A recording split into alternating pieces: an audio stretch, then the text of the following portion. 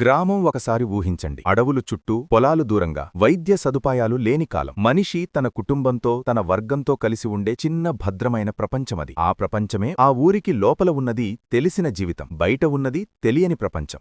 జబ్బులు, అపశకునాలు, అనుకోని ప్రమాదాలు ఇవన్నీ బయటనుంచే వస్తాయని అప్పటి మనుష్యులు అనుభవించారు. అందుకే ఊరికి ఒక సరిహద్దు కావాలి. ఇక్కడితో ఊరు మొదలవుతుంది అని చెప్పే ఒక స్థలం కావాలి. ఆ స్థలమే ఊరువాకిలి. ఈ ఊరువాకిలి కేవలం దారి కాదు, అది లోపలికి వచ్చే జీవితం, బయట ఉండే అనిశ్చితి మధ్య ఉన్న సున్నితమైన స్థలం. ఇలాంటి చోట మనిషి భయపడతాడు. భయపడిన మనిషి ఆ భయానికి ఒక అర్థం వెతుకుతాడు. అప్పటి మనిషికి తన భయాన్ని వివరించడానికి శాస్త్రం లేదు, కాని ఊహ ఉంది, అనుభవం ఉంది.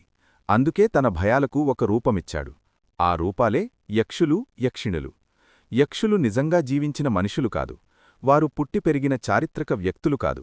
వారు ప్రజల భయాలు, అనిశ్చితులు, ప్రకృతితో ఎదురైన అనుభవాలకు ఇచ్చిన ఊహాత్మక రూపాలు. అడవిలో భయం ఉంటే అది యక్షుడిగా ఊహించబడింది. నీటి దగ్గర ప్రమాదముంటే అది యక్షిణిగా ఊహించబడింది. గ్రామ సరిహద్దులో ఉన్న అనిశ్చితి కూడా అలాగే ఒక రక్షణ భావనగా మారింది. ఈ నేపథ్యంతోనే గ్రామవాకిలి వద్ద ఒక స్థిరమైన రాయి పెట్టారు.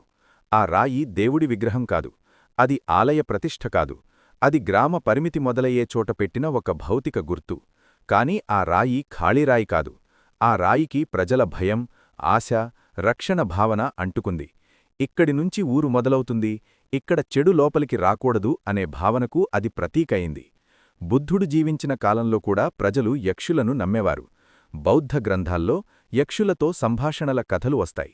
ఇవి చరిత్ర సంఘటనలు కావు, అవి ప్రజలలో ఉన్న భయాన్ని చూపించే సాహిత్య రూపాలు. బౌద్ధధర్మం యక్షులు నిజంగా ఉన్నారు అని చెప్పలేదు, వారిని దేవతలుగా కూడా చేయలేదు. కాని ప్రజల భయాలను ఒక్కసారిగా ఖండించలేదు, ఆ భయాలను ధర్మం వైపు మళ్లించింది. అలా యక్షుడు గ్రామాన్ని కాపాడే భావనగా మారాడు. ఇది యక్షులు నిజంగా ఉన్నందుకు కాదు, ప్రజల భయాన్ని నియంత్రించడానికి తీసుకున్న ఒక సామాజిక మార్గం. ఈ ఆలోచనల మధ్యనే గ్రామవాకిలి బొడ్రాయి పూజకు అర్హత పొందింది. పసుపు, కుంకుమ, ఆకులు, నైవేద్యం ఇవన్నీ హింసలేని ప్రజా ఆచారాలు.